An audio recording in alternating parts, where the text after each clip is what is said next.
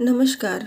कहानियों की श्रृंखला में आज हम शिवानी जी द्वारा लिखी कहानी लाल हवेली सुनेंगे। अगर आपको मेरा चैनल पसंद आता है तो आप मेरे चैनल को सब्सक्राइब, लाइक और शेयर करें।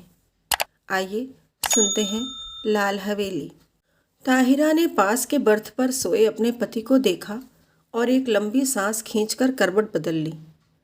कंबल से ढकी रहमान अली की ऊंची तोंद गाड़ी के झकोलों से रह रहकर कांप रही थी। अभी 3 घंटे और थे। ताहिरा ने अपनी नाजुक कलाई में बंधी हीरे की जगमगाती घड़ी को कोसा। कमबख्त, कितनी देर में घंटी बजा रही थी। रात भर एक आंख भी नहीं लगी थी उसकी। पास के बर्थ में उसका पति और नीचे के बर्थ में उसकी बेटी सलमा दोनों नींद में बेखबर बेहोश पड़े थे। ताहिरा घबराकर बैठ गई। क्यों आ गई थी वह पति के कहने में? 100 बहाने बना सकती थी।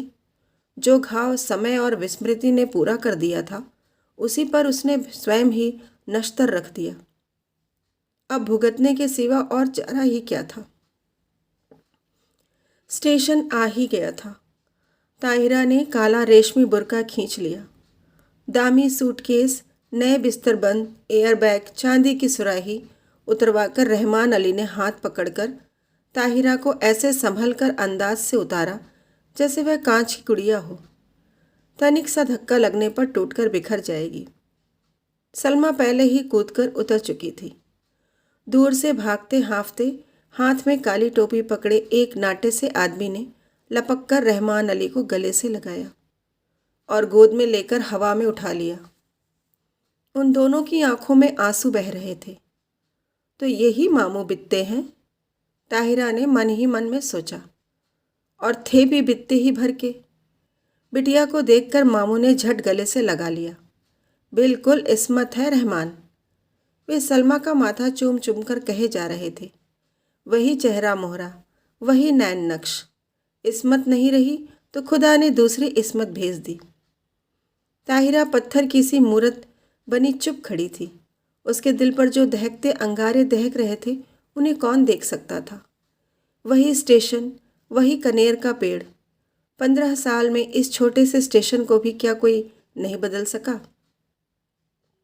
चलो बेटी, मामू बोले। बाहर कार खड़ी है। जिला तो छोटा है पर अल्ताफ़ की पहली पोस्टिंग यही हुई। इंशाअल्लाह अब कोई बड़ा शहर मिलेगा। मामू के इकलौते बेटे अल्ताफ़ की शादी में रहमान अली पाकिस्तान से आया था। अल्ताफ़ को पुलिस कप्तान बनकर भी क्या इसी शहर में आना था? ताहिरा फिर मन ही मन कुढ़ी। घर पहुँचे तो बूढ़ी नानी खुशी से पागल हो गई। बार बार रहमान अली को गले लगाकर चूमती थी और सलमा को देखकर ताहिरा को देखना भूल गई। या अल्लाह, यह क्या तेरी कुदरत, इस्मत को ही फिर भेज दिया। दोनों बहुएं भी बोल उठी। सच अम्मी जान, बिल्कुल इस्मत आपा हैं। पर बहू का मुंह भी तो देखिए। लीजिए, ये रही अशरफी। और झट अशरफी थमाकर ननिया सास ने ताहिरा का बुर्का उतार दिया। अल्लाह, चांद का टुकड़ा है। नन्ही नज़मा देखो, सोने का दिया जला धरा है। ताहिरा ने लज्जा से सिर झुका लिया। 15 साल में वह पहली बार ससुराल आई थी।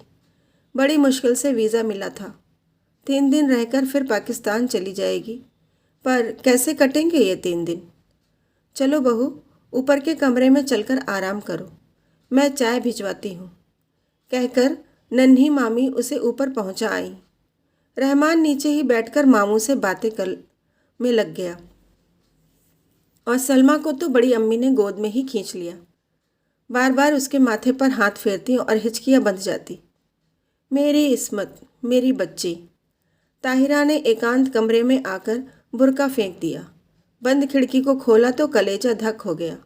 सामने लाल हवेली खड़ी थी। चटपट खिड़की बंद कर तख्त पर गिरती पड़ती बैठ गई। खुदाया, तू मुझे क्यों सता रहा है? वह मुंह ढपकर सिसक उठी। पर क्यों दोष दे वह किसी को? वह तो जान गई थी कि हिंदुस्तान के जिस शहर में उसे जाना है वहाँ का एक एक कण कण उस पर पहाड़ सा टूटकर बरसेगा। उसके नेक पति को क्या पता। भोला रहमान अली, जिसकी पवित्र आंखों में ताहिरा के प्रति प्रेम की गंगा छलकती, जिसने उसे पालतू हिरनी सा बनाकर अपनी बेड़ियों से बांध लिया था, उस रहमान अली से क्या कहती। पाकिस्तान के बंटवारे में कितने पिसे, उसी में से एक थी ताहिरा। तब थी वह 16 वर्ष की कनक छड़ी सी सुंदरी सुधा। सुधा अपने मामा के साथ मेरी बहन के ब्याह में मुल्तान आई। दंगे की ज्वाला ने उसे फूंक दिया। मुस्लिम गुंडों की भीड़ जब भूखे कुत्तों की भांति उसे बोटी से चिचोड़ने को थी, तब ही आ गया फरिश्ता बनकर रहमान अली। नहीं, वे नहीं छोड़ेंगे। हिंदुओं ने उनकी बहू बेटियों को छोड़ दिया था क्या? पर रहमान अली की आवाज़ की मीठी डोर ने उन्हें बांध लिया। सांवला दुबला पतला रहमान सहसा कठोर मेघ बनकर उस पर छा गया। सुधा बच गई, पर ताहिरा बनकर। रहमान की जवान बीवी को भी दिल्ली में ऐसे ही पीस दिया था। वह जान बचाकर भाग आया था, बुझा और घायल दिल लेकर। सुधा ने बहुत सोचा समझा और रहमान ने भी दलीलें की, पर पशेमान हो गया। हारकर किसी ने एक दूसरे पर बीती बिना सुनाए ही मजबूरियों से समझौता कर लिया। ताहिरा उदास होती तो रहमान अली आसमान से तारे तोड़ लाता। वह हंसती तो वह कुर्बान हो जाता। 1 साल बाद बेटी पैदा हुई तो रहा सहा मैल भी धुलकर रह गया। अब ताहिरा उसकी बेटी की माँ थी, उसकी किस्मत का बुलंद सितारा। पहले कराची में छोटी सी बजाजी की दुकान थी, अब वह सबसे बड़े डिपार्टमेंटल स्टोर का मालिक था। 10-10 सुंदरी एंग्लो इंडियन छोकरियां उसके इशारों पर नाचती। धड़ाधड़ अमरीकी नायलॉन और डेकरॉन बेचती। दुबला पतला रहमान हवा भरे रबर के खिलौने सा फूलने लगा।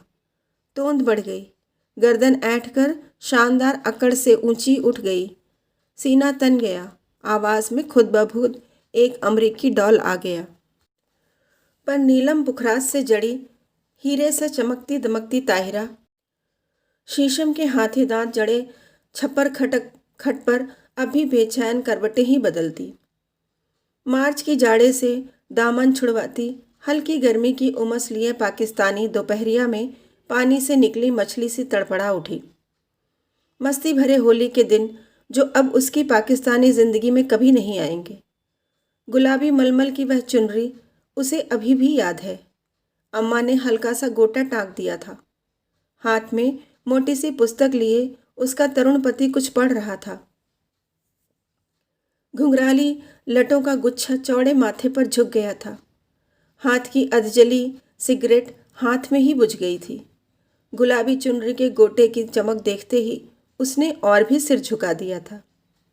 चुलबुली सुंदरी बालिका नववधू से झेप झेप कर रह जाता था। बेचारा पीछे से चुपचाप आकर सुधा ने दोनों गालों पर अबीर मल दिया था और झट चौके में घुसकर अम्मा के साथ गुजिया बनाने में जुट गई थी। वहीं से सास की नज़र बचाकर भोली चितवन से पति की ओर देख चट से छोटी सी गुलाबी जीभ निकालकर चिढ़ा भी दिया था उसने। जब वह मुल्तान जाने को हुई तो कितना कहा था उन्होंने, सुधा मुल्तान मत जाओ, पर वह क्या जानती थी कि दुर्भाग्य का मेघ उस पर मंडरा रहा है। स्टेशन पर छोड़ने आए थे। इसी स्टेशन पर यही कनेर का पेड़ था, यही जंगला। मामा जी के साथ गठरी सी बनी सुधा को घूंघट उठाने का अवकाश नहीं मिला। गाड़ी चली तो साहस कर उसने घूंघट जरा सा खिसकाकर अंतिम बार उन्हें देखा था। वही अमृत की अंतिम घूंट थी। सुधा तो मर गई थी, अब ताहिरा थी। उसने फिर कांपते हाथों से खिड़की खोली। वही लाल हवेली थी, उसके ससुर वकील साहब की। वही छत पर चढ़ी रात की रानी की बेल। तीसरा कमरा जहाँ उसके जीवन की कितनी रस भरी रातें बीती थी। ना जाने क्या कह रहे होंगे, शादी कर ली होगी, क्या पता बच्चों से खेल रहे हों। आंखें फिर बरसने लगीं और एक अनजाने मुंह से वह जूझ उठी, ताहिरा, अरे कहाँ हो? रहमान अली का स्वर आया और हड़बड़ाकर आंखें पोंछे ताहिरा बिस्तर बंद खोलने लगी। रहमान अली ने गीली आंखें देखी तो घुटना टेक कर उसके पास बैठ गया। बीवी, क्या बात हो गई? सिर तो नहीं दुख रहा? चलो चलो लेटो चलकर। कितनी बार समझाया है कि यह सब काम मत किया करो, पर सुनता कौन है। बैठो कुर्सी पर, मैं बिस्तर खोलता हूँ। मखमली गद्दे पर रेशमी चादर बिछाकर रहमान अली ने ताहिरा को लिटा दिया और शरबत लेने चला गया। सलमा आकर सिर दबाने लगी। बड़ी अम्मा ने आकर कहा, नज़र लग गई है और क्या। नहीं, नज़मा ने दहकते अंगारों पर चून और मिर्च से नज़र उतारी। किसी ने कहा, दिल का दौरा पड़ गया, आंवले का मुरब्बा चटाकर देखो। लाड और दुलार की थपकियां देकर सब चले गए। पास में लेटा रहमान अली खर्राटे भरने लगा तो दबे पैरों वह फिर खिड़की पर जा खड़ी हुई। बहुत दिन से प्यासे को जैसे ठंडे पानी की झील मिल गई थी। पानी पीकर भी प्यास नहीं बुझ रही थी। तीसरी मंजिल पर रोशनी जल रही थी। उस घर में रात का खाना देर से ही निपटता था। फिर खाने के बाद दूध पीने की भी तो उन्हें आदत थी। इतने साल गुजर गए, फिर भी उनकी एक एक आदत उसे दो के पहाड़े की तरह जुबानी याद थी। सुधा, सुधा कहाँ है तू? उसका हृदय उसे स्वयं धिक्कार उठा। तूने अपना गला क्यों नहीं घोंट दिया? तू मर क्यों नहीं गई कुएं में कूदकर? क्या पाकिस्तान के कुएं सूख गए थे? तूने धर्म छोड़ा पर संस्कार रह गए। प्रेम की धारा मोड़ दी पर बेड़ी नहीं कटी। हर तीज, होली, दिवाली तेरे कलेजे पर भाला भोंककर निकल जाती है। हर ईद तुझे खुशी से क्यों नहीं भर देती? आज सामने तेरे ससुराल की हवेली है, जो उनके चरणों में गिरकर अपने पाप धो ले। जा, उनके चरणों में गिरकर अपने पाप धो ले। ताहिरा ने सिसकियां रोकने को दुपट्टा मुंह में दबा लिया। रहमान अली ने करवट बदली और पलंग चरमराया। दबे पैर रखती ताहिरा फिर लेट गई। सुबह उठी तो शहनाइयाँ बज रही थी। रेशमी रंग बिरंगी गरारा कमीज, अबरखी चमकते दुपट्टे, हिना और मोतियों की गमक से पूरा घर महक रहा था। पुलिस बैंड तैयार था। खाकी वर्दियां और लाल तुर्रम के साफे सूरज की किरणों से चमक रहे थे। बारात में घर की सब औरतें भी जाएंगी। एक बस में रेशमी चादर तानकर पर्दा खींच दिया गया था। लड़कियां बड़ी बड़ी सुरमेदार आंखों से नशा सा बिखेरती एक दूसरे पर गिरती पड़ती बस पर चढ़ रही थीं। बड़ी बुढ़िया पानदान समेटकर बड़े इत्मीनान से बैठने जा रही थी और पीछे पीछे ताहिरा काला बुर्का ओढ़कर ऐसी गुमसुम चली जा रही थी जैसे सुध-बुध खो बैठी हो। ऐसी ही एक सांझ को वह भी दुल्हन बनकर इसी शहर आई थी। बस में सिमटी सिमटाई लाल चुनर से ढकी। आज था स्याह बुर्का, जिसने उसका चेहरा ही नहीं पूरी पिछली जिंदगी अंधेरे में डुबाकर रख दी थी। अरे, किसी ने वकील साहब के यहाँ बुलौवा भेजा या नहीं? बड़ी अम्मी बोली और ताहिरा के दिल पर नश्तर फिरा। दे दिया अम्मी, मामू जान बोले। उनकी तबीयत ठीक नहीं है, इसी से नहीं आए। बड़े नेक आदमी है। बड़ी अम्मी ने डिबिया खोलकर पान मुंह में भरा, फिर छाली की चुटकी निकाली और बोली, शहर के सबसे नामी वकील के बेटे हैं, पर आस न औलाद। सुना एक बीवी दंगे में मर गई तो फिर घर ही नहीं बसाया। बड़ी धूमधाम से ब्याह हुआ। चांद सी दुल्हन आई। शाम को पिक्चर का प्रोग्राम बना। नया जोड़ा, बड़ी अम्मी, लड़कियां, यहाँ तक कि घर की नौकरानियां भी बन ठनकर तैयार हो गई। पर ताहिरा नहीं गई। उसका सिर दुख रहा था। सिर पैर के मोहब्बत के गाने सुनने की ताकत उसमें नहीं थी। अकेले अंधेरे कमरे में वह चुपचाप पड़ी रहना चाहती थी। हिंदुस्तान, प्यारे हिंदुस्तान की आखिरी सांझ। जब सब चले गए तो तेज बत्ती जलाकर वह आदमकद आईने के सामने खड़ी हो गई। समय और भाग्य का अत्याचार भी उसकी अलौकिक सौंदर्य नहीं लूट सका। वह बड़ी बड़ी आंखें, गोरा रंग और संगमरमर सी सफ़ेद देह। कौन कहेगा वह एक जवान बेटी की माँ है? कहीं पर भी उसके पुष्ट यौवन ने समय से मुँह की नहीं खाई थी। कल वह सुबह 4 बजे चली जाएगी। जिस देवता ने उसके लिए सर्वस्व त्याग कर वैरागी का वेश धर लिया है, क्या एक बार भी उसके दर्शन नहीं मिलेंगे? किसी शैतान नटखट बालक की भांति उसकी आंखें चमकने लगीं। झटपट बुर्का बोड़ वह बाहर निकल आई। पैरों में बिजली की गति आ गई, पर हवेली के पास आकर वह पसीना पसीना हो गई। पिछवाड़े की सीढ़ियाँ उसे याद थीं, जो ठीक उनके कमरे की छोटी खिड़की के पास आकर ही रुकती थीं। एक एक पैर 10 मन का हो गया। कलेजा फट फट कर मुँह को आ गया। पर अब वह ताहिरा नहीं थी। वह 16 वर्ष पूर्व की चंचल बालिका नववधू सुधा थी, जो सास की नज़र बचाकर तरुण पति के गालों पर अबीर मलने जा रही थी। मिलन के उन अमूल्य क्षणों में सैयद वंश के रहमान अली का अस्तित्व मिट गया था। आखिरी सीढ़ी आई। सांस रोककर आंखें मूंद वह मनाने लगी, हे बिल्वेश्वर महादेव, तुम्हारे चरणों में यह हीरे की अंगूठी चढ़ाऊंगी। एक बार उन्हें दिखा दो, पर वे मुझे न देखें। बहुत दिन बाद भक्त भगवान का स्मरण किया था। कैसे न सुनते। आंसुओं से अंधी न देवता को देख लिया। वही गंभीर मुद्रा, वही लट्ठे का एक बड़ा पजामा और मलमल का कुर्ता। मेज पर अभागिन सुधा की तस्वीर थी, जो गौने पर बड़े भैया ने खींची थी। जी भरकर देख पगली और भाग जा, भाग ताहिरा भाग। उसके कानों में जैसे स्वयं भोलेनाथ गरजे। सुधा फिर डूब गई। ताहिरा जागी। सब सिनेमा से लौटने को होंगे। अंतिम बार आंखों ही आंखों में देवता की चरण धूलि लेकर वह लौटी और बिल्वेश्वर महादेव के निर्जन देवालय की ओर भागी। न जाने कितनी मनौतियाँ मांगी थी इसी देहरी पर। सिर पटक कर वह लौट गई।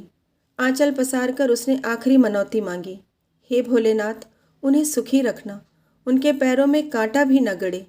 हीरे की अंगूठी उतार कर चढ़ा दी और भागती हाँफती घर पहुंची। रहमान अली ने आते ही उसका पीला चेहरा देखा तो नब्ज पकड़ ली। देखो, बुखार तो नहीं है। अरे, अंगूठी कहाँ गई? वह अंगूठी रहमान ने उसे इसी साल शादी के दिन यादगार में पहनाई थी। न जाने कहाँ गिर गई। थके स्वर में ताहिरा ने कहा। कोई बात नहीं। रहमान ने झुककर ठंडी बर्फ सी लंबी उंगलियों को चूमकर कहा, ये अंगुलियां आबाद रहें। इंशाअल्लाह आपके तेहरान से चौकोर हीरा मंगवा लेंगे।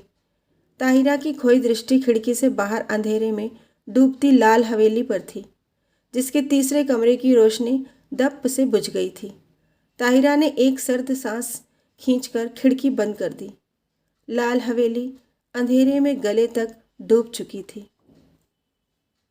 धन्यवाद।